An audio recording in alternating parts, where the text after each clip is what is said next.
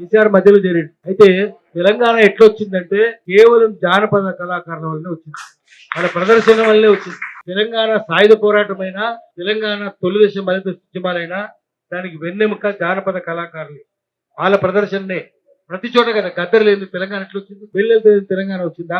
గూడెంజయ లేనిది, జయరాజు లేనిది, అందశ్రీ లేనిది ఒక్కరు కాదు, ప్రతి ఒక్కరు. మన పరిస్థితులు బాగలేదు, వేరే విషయం. కళాకారులు పాడితేనే. అందుకనే బ్రెజిల్లో ఒక పెద్ద ఫిలాసఫర్ ఉన్నాడు, ఆయన పేరు పాలో ఫ్రైడే. ఆయన ఏం రాసిందంటే, ప్రభుత్వాన్ని ఎదిరించలేనప్పుడు ప్రజల సాంస్కృతిక ఉద్యమాన్ని ఆయుధంగా మలుచుకోవాలి, ప్రజల కళల్ని ఆయుధంగా మలుచుకోమన్నారు. ప్రజల కళలే, ఎందుకంటే ప్రభుత్వాలు దొంగ పనులు చేస్తుంది, బ్రిటిష్ వాడు దొంగ పనులు చేసింది. ఇప్పుడు కళాకారులే కదా జనాన్ని చైతన్యం చేసింది. పాటతోటి మాటతోటి పోతేనే వింటారు, ముందు పాటతోటే పోవాలి, తర్వాత మాటతోటి. అందుకని పాట ఉందంటేనే ప్రోగ్రామ్ జనం వచ్చింది. ధూమ్ధామ్ లేనిది అయిందా? తెలంగాణ సాంస్కృతిక సమాఖ్య లేనిది అయిందా? తెలంగాణ ఎట్లా వచ్చింది? రాజకీయ నాయకులతో రాలేదు, ఊరూర పోరాటాలు, పాటనే తోటాయి. కాబట్టి ఇప్పుడు కూడా ఏం చేయాలంటే మనం ప్రభుత్వాల మీద ఆధారపడదు. అప్పుడు తెలంగాణ టీఆర్ఎస్ వచ్చినా, కాంగ్రెస్ వచ్చినా ప్రజల ప్రభుత్వాలు కావు, పట్టించుకుంటారా? ఇప్పుడు గడ్డం సమ్మయ్యకు చిందు చెప్పినందుకు ఆయన పద్మశ్రీ వచ్చింది. కనకరాజు దుస్సాడి, ఆయన గోండ, ఆయన మార్లవాయి, ఆయనకు పద్మశ్రీ వచ్చింది. ఒకరిద్దరికి ఇస్తే సరిపోతా? అసలు తెలంగాణలో పద్మశ్రీకి అర్హత ఉన్న వాళ్ళు ఊరుకున్నారు, ప్రతి కళాకారుడుకున్నారు. అది మనం చేయాల్సింది ఏంటంటే మనమే చేయాలి. ఇంకా ప్రభుత్వాలు చేయాలి. ప్రభుత్వాలు దొంగలు కూర్చున్నారు, పులి దగ్గర పులి సింహాసనంలో కూర్చున్నది. లేఖలు పోయి దండం పెడితే అయితే కాదు కదా. ఇప్పుడు మాకు చిన్న జరిగింది ఏంటంటే, ఒకటి కాదు చాలా జరిగినాయి. మేము చిన్న గొప్ప కళాకారుల గురించి చెప్పారు, ఏం జరిగిందో చెప్తా.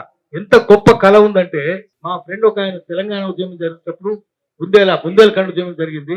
రాజా బుందేల్ అని సినిమాలు కూడా తీసిండు ఆయన హైదరాబాద్కి వచ్చిండు, రవీంద్ర భారత్కి వచ్చిండు.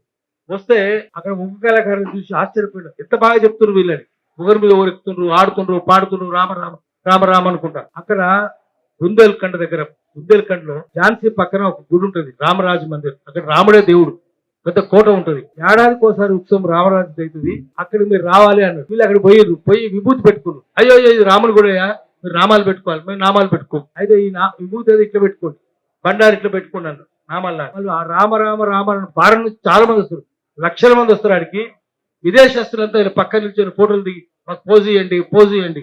వీళ్ళు చదువు లేని వాళ్ళ దగ్గర విదేశస్తులు పెట్టుకొని ఫోటోలు దిగి వాళ్ళు అమెరికాలో పెట్టుకుంటున్నారు, ఇంగ్లాండ్లో పెట్టుకుంటున్నారు ఫోటోలు. అంత సంపన్నమైన కళ ఉంది కదా తెలంగాణలో. మరి మనం ఒక దగ్గర పోయి దేవరించేది ఏంటి? మనం ప్రజల నాడే ఏంటి, ప్రజల తరఫున గుంత ఏంటి, ఆ ప్రభుత్వంలోనే మన దేక్కుంటే పక్కన మన దగ్గరికి వస్తాడు. అయ్యా పాడొద్దు, మమ్మల్ని బద్నాం చేయొద్దు, ప్రజల సమస్యలు వినిపించాలి, ప్రతి చోట వినిపించాలి. ఇక్కడ మాస్టర్జీ కూడా ఉన్నాడు. నేను ఇంకా ఎంతకంటే ఎక్కువ చెప్పలేను. నాకు ఒక్కటే బాధ ఏంటంటే, తెలంగాణలో, ఆంధ్రలో తెలుగు భాష అంతరిస్తుంది. ఇంగ్లీష్ చదువులు వచ్చి, కాలువలు వచ్చి, ఇప్పుడు సెల్ ఫోన్లు వచ్చి, టీవీలు వచ్చి, కంప్యూటర్లు వచ్చి భాష పోతుంది. మన తాతలు ముత్తాతలు మాట్లాడిన భాష ఇంకా ముందు వినిపించవు, వాళ్ళ కళలు కూడా కనిపించవు. అందుకని మన భాషను కాపాడుకోవాలి. మన సామెతలు కూడా వినిపిస్తలేవు.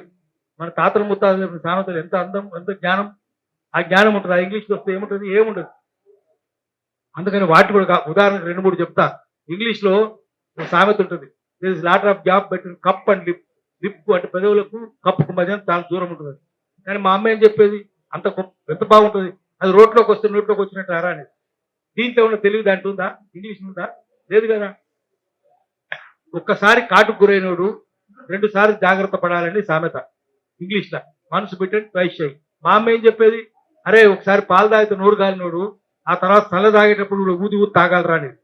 ఎంత జ్ఞానం ఉంది అంటే, ఒక్కసారి పాలు తాగితే నోరు కాలినోడు ఎందుకైనా మంచిది, చల్ల తాగేటప్పుడు ఊది తాగరాదు సామెత. ఇంత జ్ఞానము ఈ భాషలో, ఎంత జ్ఞానం ఉందో, సామెత ఎంత జ్ఞానం ఉందో చదువు రావడంలో కదా పుట్టించింది. అద్భుతం కదా. అందుకని జానపద కళలో కూడా అట్లే ఉంటుంది. ఈ విషయం భక్తవత్సల రెడ్డి అంటే ఆయన పరిశోధన చేసి, అమ్మాపురం ఉంది అక్కడ చూసి రావడం, తొర్రూరు దగ్గర అమ్మాపురం, ఇంతలా పుస్తకం రాసిండు. అమ్మాపురం పాటలు, చదువు రానోళ్ళు పాడిన పాటలు.